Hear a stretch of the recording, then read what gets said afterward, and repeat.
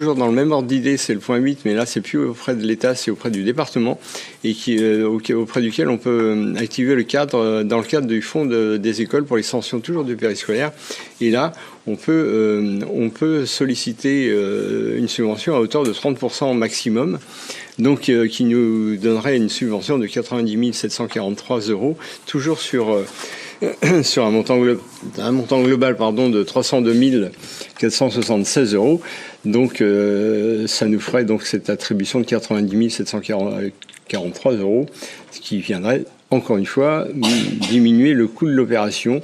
Si vous faites le calcul, 90 plus 150, vous voyez ce qui reste à la charge de la commune, ce qui est quand même pas négligeable. Il y a, en passant, dans ce genre de subvention, on peut pas demander tout.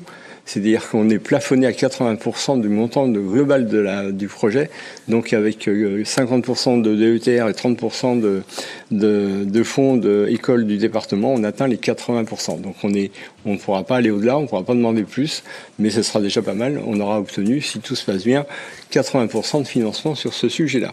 Donc c'est là, comme pour le point précédent, c'est autoriser Madame le maire à demander au département de Loire-Atlantique une subvention au titre du fonds école pour ses travaux d'extension estimés à 302 476,85 € pour un montant de 30% de ce montant, qui soit 90 743 €. Est-ce que vous avez des questions ?